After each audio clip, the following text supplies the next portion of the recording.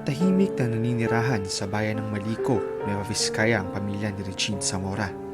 Anak ng mag-asawang Agosto at Norma Zamora, pangalawa sa dalawang magkapatid. Simple lamang ang pamumuhay ng mag-anak. Nagtrabaho bilang sundalo sa dagat ang kanyang ama at math-teacher naman sa elementary school ang kanyang ina.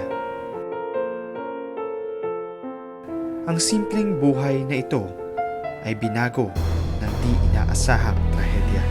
Third year po ako noon, tapos si kuya at si papa, nasa Manila po sila para magtrabaho. Yung naiwan lang po dito sa bahay namin, ako at si mama. Pero pag weekend lang din po ako nakaka-uwi kasi nag-aaral po ako sa ibang place. Tapos nung weekend na yon, nung mga 9:30 p.m., nung July 11, 2009, masaya pa po kami ni mama kasi pinagluto pa niya ako ng paborito ko. Tapos, nung nasa sala kami, may kumatok na isang lalaki.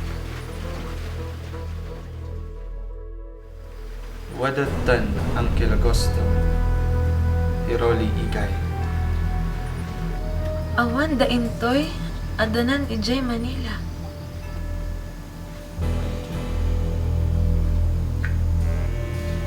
Nagtanong lang siya tsaka umalis din. Pero mga bandang alas 10 ng gabi, may naririnig kaming kaluskos sa labas ng bahay. Pero hindi lang namin pinansin. Kasi may inaasahan talaga kaming pupunta sa bahay para sa prayer meeting ng gabing yon. Pero mga konting time ang nakalipas, may kumatok ulit sa pintuan.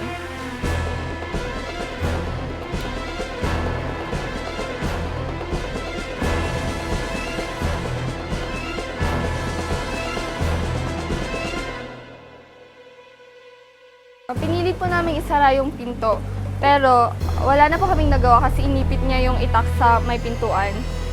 Nung makapasok po siya sa bahay, sinimulan niya po kaming tagain. Tapos may time pa nga po na nag-agawan kami nung itak. Hawak niya yung handle tapos sa amin sa blade. Pero hindi talaga namin nakayang agawin kasi mas malakas siya kaysa sa amin. So napahandusay na lang po kami kasi nagkaroon na rin po kami ng tama. Ako po sa ulo. Pagkatapos po yung tagain si mama, pumunta po siya sa side ko. Tapos nag-start po siya, binaba po niya yung itak, tapos nag-start po siyang mag-alis ng botones ng pantalon niya. Kaya naisip ko po na parang iba na to. So, yung ginawa ko po, tinulak ko po siya, tapos tumakbo ako sa labas. Pero hinabol pa rin niya po ako. Patayin kita. Patayin kita. Yung mga sugat ko po sa kamay ko, gawa po to ng pagsangga ko dun sa itak. Kasi yung tinatarget po talaga niya, ulo tsaka mukha. Natamaan nga rin po ako sa bunganga, tapos na-damage po yung gilagid tsaka ipin ko. Tapos after nun, nawalan po ako ng malay kasi puro ulo po talaga yung tinatarget niya.